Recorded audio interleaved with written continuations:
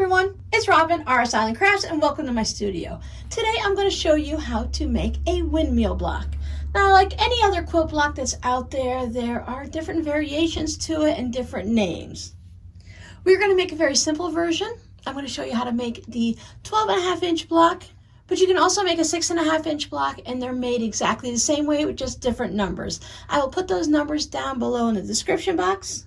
If you're only making one block just to add it to the Scrappy Quilt, the 2022 RS Island Crafts Scrappy Quilt-Along Quilt, or whatever we might want to call it later on in the future, or if you just want to try the block to see if you like it, we can just use small amounts of scraps, just a little bit, to make 1 or 2 blocks. If you look at these blocks, I just used 2 different fabrics, 2 different colors to give a nice little contrast. But if you wanted, you could use 4 different purples and 4 different oranges in the same block.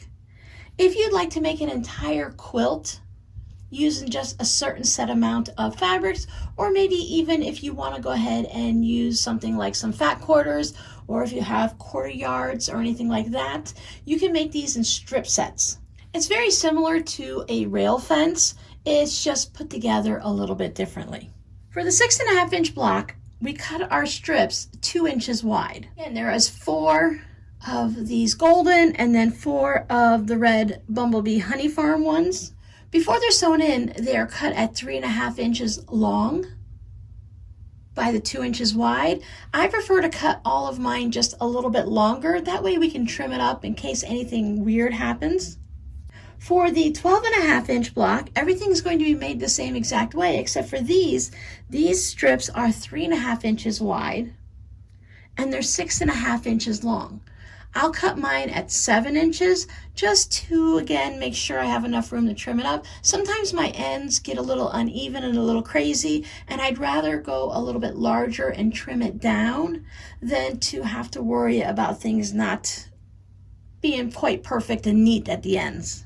When making scrappy quilts like this and you want to have one unified color in the center, I like to use something like a black or a gray or a white, and then that allows all of the scraps just to pop off of it, because not every color is going to look good with an orange center.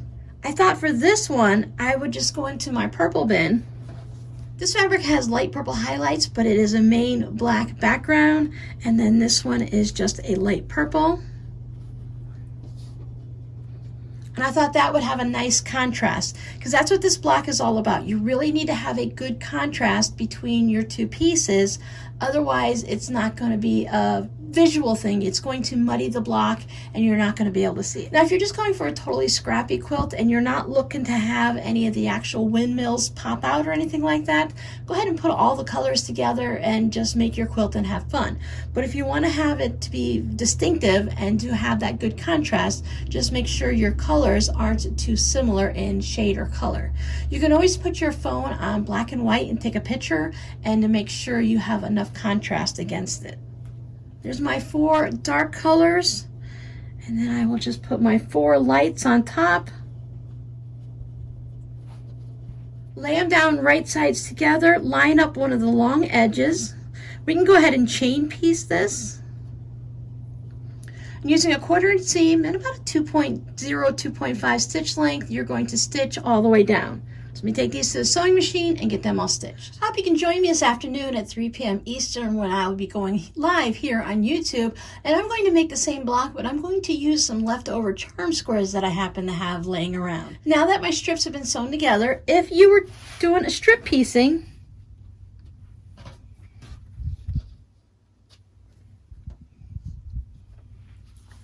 you would have a long strip like this. When you're making this block, if you're making an entire quilt of these blocks, it's really important to pay attention to the finished width of your strip. Now mine is 6.5 inches. If you're just beginning or you're struggling with that perfect 1/4 inch, maybe yours are going to be 6 1/8 or 6 1/4. When I subcut my long strip, I want to make sure I subcut it into whatever this width is. So if yours are 6 1/4, you're going to cut each of these pieces at 6 1/4. If yours came out to the proper measurement, you're going to cut them at 6.5. If all of your strips came out at 6 1/4, all of your blocks are going to be a little bit smaller, but they're all going into the same quilt, it's not going to matter. So this is a really good block to practice at 1/4 inch, and if you just don't quite have it perfect yet, you're still going to have a wonderfully finished quilt in the end. Or maybe you're going to make a table runner. So remember, I cut mine at 7 inches, so while it is 6.5 inches wide, I have a little bit extra on each end.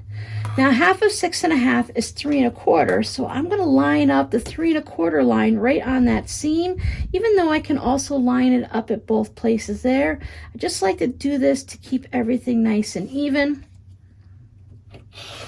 Make sure I have a nice straight cut. Just take a little off of that one side. Then I can flip it over and you can line it up 6.5 inches at the edge, 3 1/4 on your seam line.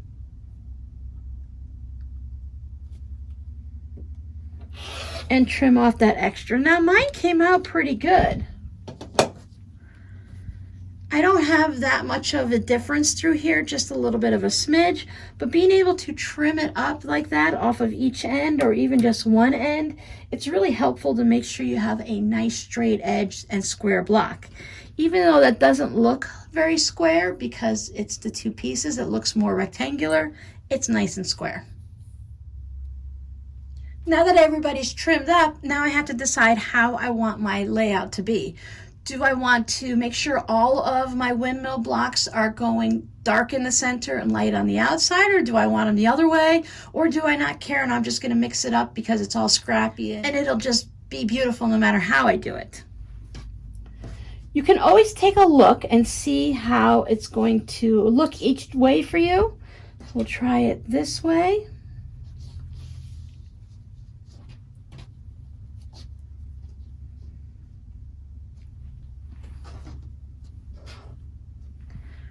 So if you look at it, I have light purple, dark purple, light purple. So going diagonally, it's going to be opposite.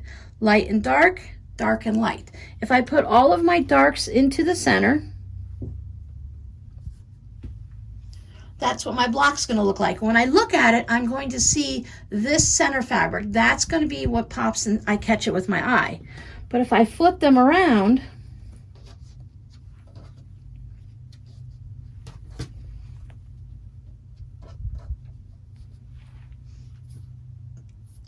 what my eye is going to catch is that light colored in the center. So whichever way you prefer, I think I'm going to go with this version because I really like this light purple fabric, and I think the background being dark and settling back is a really good way. Just like we do in normal pressing of our quilt blocks, I pressed all of these to the dark side. If you look, you don't actually have any seams that will intersect. Take this over to the sewing machine and I'm going to sew the top 2 blocks together, the bottom 2 blocks together.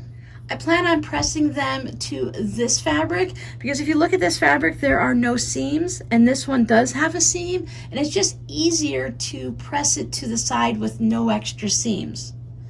And once I have all those pressed, then I will sew them together along here. And I just have to worry about lining up the center one here when I go and sew this together. I want to make sure that I have this long stretch and the long stretch are all lined up. Since I've pressed it to this color and that color, when I go to put this intersection together, these seams are going to nest together and I won't have to worry about it because one's already going to be pressed one way and one's going to be pressed the other way. I love when blocks go together easily like that. There is our super simple block to sew together. When I make a block like this and I wonder how's it going to look in a quilt, I don't have any of those fancy softwares, EQ, this, that, and the next thing, so I just go to Pinterest or Google a windmill quilt, or maybe I might want to look at windmill quilt block variations, and it'll show me what an entire quilt will look like. And if I want to find a scrappy version, or even if I just want to say what's it look like if it's a red quilt, you can find those online and see what it looks like before you even get into the project to know if you're going to like the overall quilt when it's finished. When we're just making a sampler quilt, having one little block done, now you've made the block. Did you enjoy making it? Do you like the finished result? So if you do, go ahead and make an entire quilt or whatever project. If you don't like the way it looks or you didn't enjoy sewing it together and choosing fabrics, then don't cut an entire quilt worth of it and sew it together, because you're going to get frustrated before it's finished. Working on all these different blocks really gives me a great idea of how I like certain colors to go together. I've always loved black and purple. I didn't realize how well I would like the orange and purple also. Black and pink is almost a no-brainer for me. I've always known I like that together. But now I also know that I prefer to use the darker background and have a lighter color in the center. And these pieces were actually just left over from the strip sets that I made for this one, so I wanted to use them instead of just letting them go to waste. But with these two fabrics, I like the darker color on top and the lighter color in the background. So it really all depends on what fabrics you choose and what colors you put together. I prefer the 6.5 inch block versus the 12.5, and that's just personal preference. I prefer that with most of my quilt blocks. The larger block can be a lot easier to sew if there are many pieces into it. When you have 25 or 30 pieces for a 6.5 inch block, it can be more difficult to sew because the pieces, of course, are going to be smaller. But move up to a 12.5 inch block and it becomes easier to sew. So I hope you can join me this afternoon at 3 p.m. Eastern Time, where I am going to be taking charm squares and turning them into the windmill block. Now these are going to end up being 9.5 inch blocks because of the different size that I'm starting with. I'm going to use the entire charm square here, cut it in half. I just have to decide based on my charm squares what contrasting fabric I want to use for the background. So thanks for hanging out with me. Your scrappy word for today will be honey. If you're not already a subscriber, I hope you would like to subscribe to my channel. And if you do, ring that little bell because it will notify you when I go live in the afternoon and whenever I put up any of my random videos or my regular weekly tutorials and Whip It Wednesdays. Bye.